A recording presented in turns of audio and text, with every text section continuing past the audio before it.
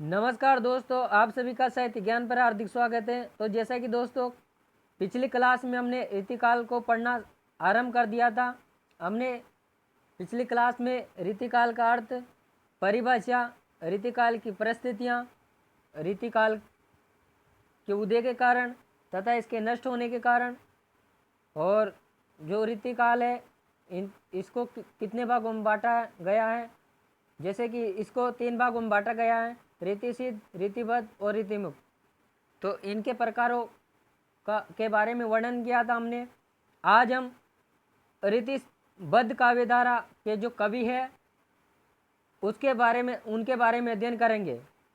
तो दोस्तों, अगर आप हमारे चैनल पर नए हैं तो चैनल को सब्सक्राइब करें और बेल आइकन को प्रेस करें ताकि आने वाली हर क्लास का नोटिफिकेशन आप तक पहुंच सके। और दोस्तों, अगर आपने पिछली क्लास नहीं देखी हो तो उस क्लास को आप देख सकते हो।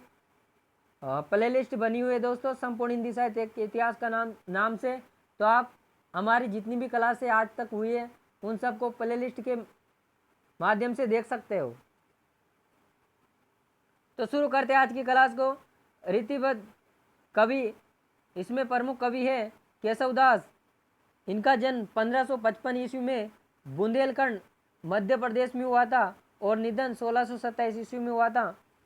इनके पिता पंडित काशीनाथ मिश्र, जो कि एक कवि, ये भी एक प्रमुख कवि थे। इनकी रचना का नाम शीघ्रबोध है। और जो केशव है इनके आश्रयदाता है ओरछा नरेश महाराज इंद्रजीत सिंह और इनके दादा श्री कृष्णदास। इनकी रचना है प्रतिबोध चंद्रोदय। विशेष तथ्य: विश्वनाथ प्रसाद मिश्र, डॉक्टर नगेंद्र, गणपति चंद्रगुप्त, श्याम सुंदर दास ने इन्हें रीतिकाल का प्रवर्तक माना है। ये रीतिकाल के सर्वप्रथम सर्वांग निरूपक कवि या आचार्य माने जाते हैं। दोस्तों, बहुत ही महत्वपूर्ण बिंदु याद रखिएगा इसको। इन्होंने अपनी रचनाओं में कठिन शब्दों का प्रयोग किया है, अतः आचार्य रामचंद्र शुक्ल ने इनको कठिन काव्य का प्रेत कहकर पुकारा है। दोस्तों, ये भी बहुत ही महत्वपूर्ण बिंदु है। कई बार परीक्षा में पूछा जा चुका है कि जो रामचंद्र शुक्ल ने कठिन काव्य का प्रेत किसे कहा है, तो किसे कहा है? केशव को। और दोस्तों बताइए कि कठिन गद्य का प्रेत किसे कहा जाता है? तो दोस्तों, कठिन गद्य का प्रेत कहा जाता है अज्ञे को। और ये भी रामचंद्र शुक्ल ने कहा था।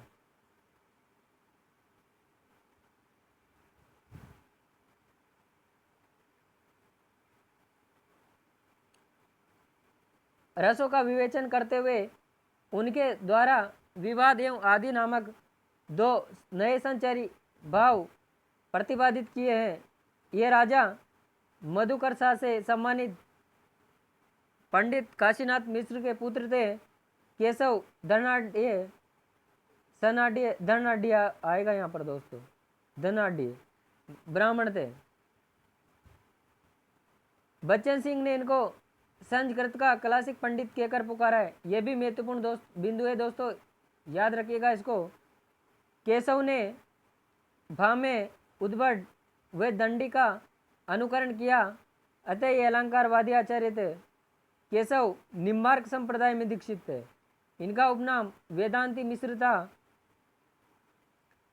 कवि प्रिय की रचना इंद्रजीत सिंह की प्रेमिका परवीन राय को शिक्षा देने के लिए की थी।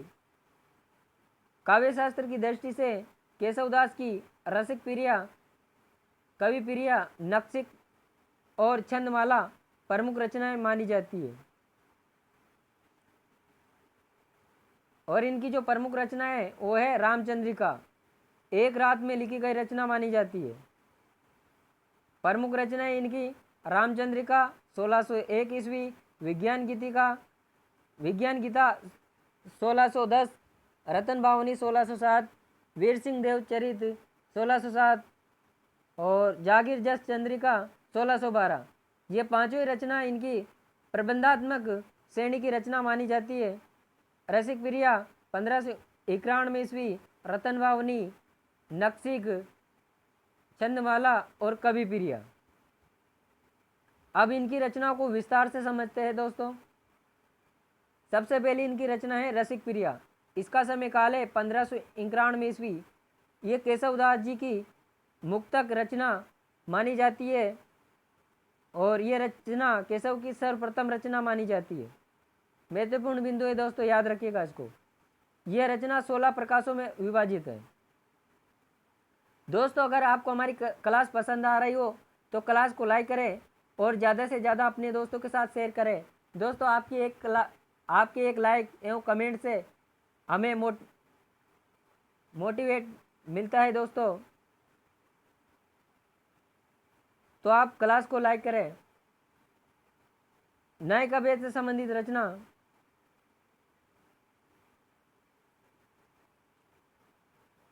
ये रचना संस्कृत के रुद्रभट्ट के द्वारा रचित श्रृंगार तिलक रचना से संबंधित है। कौन सी? रसिक प्रिया। अगली रचना इनकी केशव कवि प्रिया।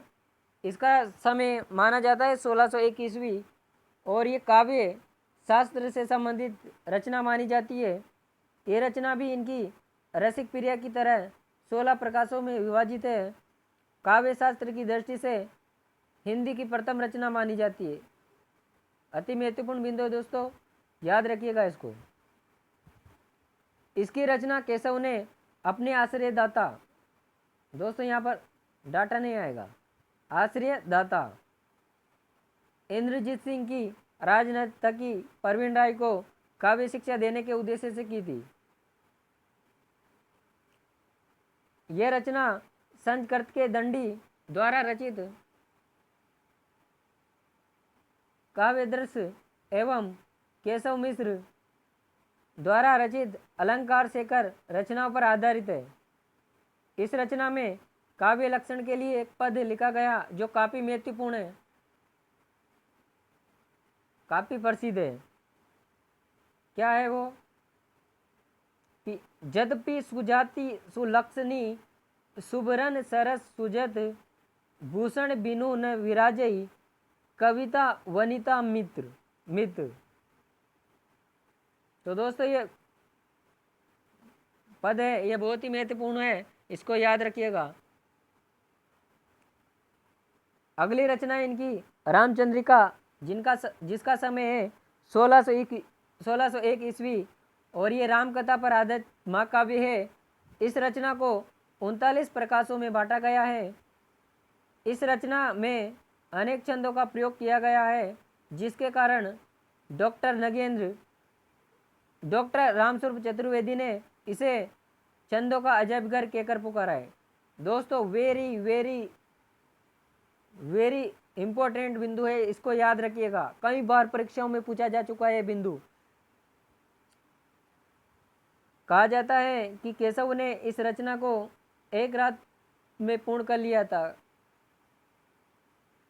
अगली रचना है रतन भावनी, जिसका समय है 1607 ईस्वी और ये प्रबंधात्मक शैली की रचना मानी जाती है। इस रचना में अकबर व ओरछा के राजकुमार रत्नसेन के मध्य लड़े गए युद्धों का वर्णन है। विज्ञान गीता, जिसका समय है 1610 ईस्वी, यह इनकी आध्यात्मिक व प्रतीकात्मक शैली की रचना मानी जाती है। यह रचना इनके दादा, जो कि कृष्ण मिश्र थे, के द्वारा रचित रचना प्रबोध चंद्रोदय के आधार पर रचित मानी जाती है। अगली रचना इनकी जहांगीर जस चंद्रिका, जिसका समय है 1612 ईस्वी और ये इनकी प्रबंधात्मक काव्य से शैली की रचना मानी जाती है। इस रचना में जहांगीर के दरबार का वर्णन किया गया है। अगली रचना इनकी छंदमाला। इस रचना में केशव ने 77 छंदों के लक्षण व उदाहरण प्रस्तुत किए हैं। अगले कवि है चिंतामणि त्रिपाठी। इनका जन्म 1600 ईस्वी में तिकुवापुर जो कि कानपुर में है यूपी में हुआ था। इनका निधन 1685 ईस्वी में हुआ। इनका उपनाम मणिमाल और इनके जो आश्चर्यदाता है वो है भोसले नरेश मकरंद शाह। ये ध्वनिवादी व रसवादी आचार्य माने जाते हैं। और दोस्तों चिंतामणि त्रिपाठी को रामचंद्र शुक्ल ने रीतिकाल का प्रवर्तक माना है।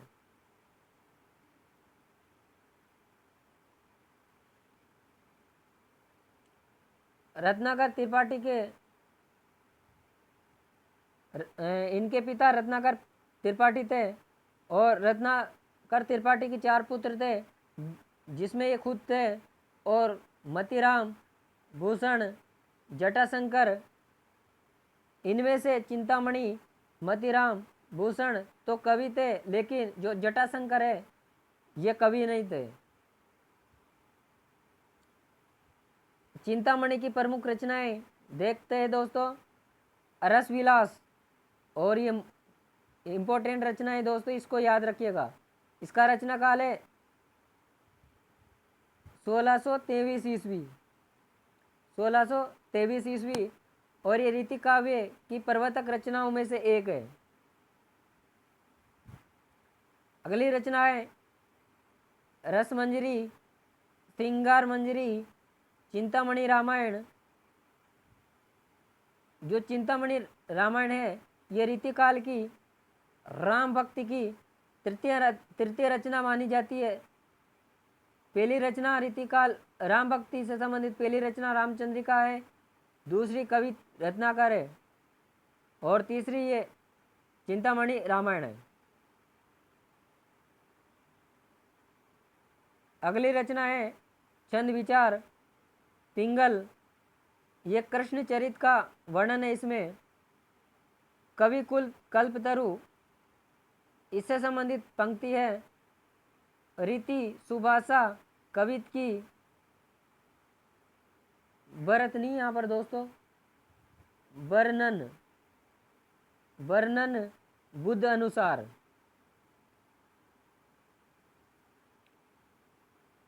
चिंतामणि द्वारा काव्य में अनुकरण, यानी कि इन्होंने अपने काव्य में किन किन आचार्यों का वर्णन किया है। तो जो रसमंजरी है मधुकरसा आएगी यहाँ पर। कुलियानंद, अप्य दीक्षित, चंद्रालोक जयदेव। दोस्तों यहाँ पर मधुकरसा भी नहीं है। तो रसमंजरी ये माधुर्य की नहीं है दोस्तों, यह है भानुदत्त की रसमंजरी। और कुलियानंद की, अप्य दीक्षित, चंद्रालोक जयदेव की, इन तीनों रचनाओं का अनुकरण चिंतामणि ने अपने काव्य में किया है। और चिंतामणि की जो प्रसिद्ध पंक्ति है वो है आकिन मूंदों के मिस अनिल अचानक पीटी उरोज लगावे, कैसे कहूँ मुस्काई चिते एगराई अनुपम अंग दिखावे।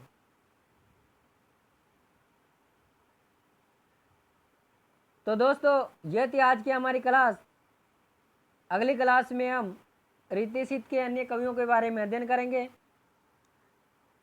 दोस्तों अगर आपको हमारी क्लास पसंद आ रही हो तो क्लास को लाइक करें और ज़्यादा से ज़्यादा अपने दोस्तों के साथ शेयर करें।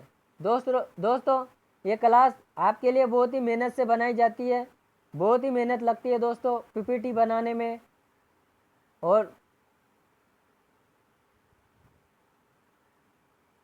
और दोस्तों अगर आपने इससे संबंधित और क्लासें नहीं देखी हो तो आप प्लेलिस्ट में जाकर आज तक अपनी हमारी जितनी भी हिंदी साहित्य की क्लासें हुई है उनको देख सकते हो। दोस्तों हमने उन क्लासों को बहुत ही गहराई से अध्ययन किया है उन क्लासों का हमने।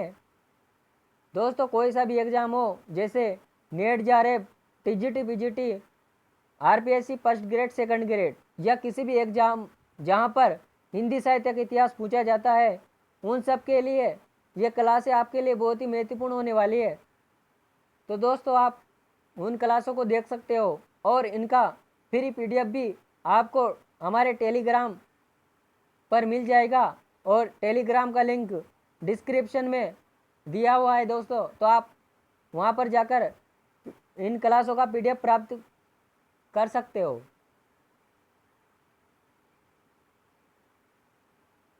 मिलते हैं अगली क्लास में, तब तक के लिए धन्यवाद।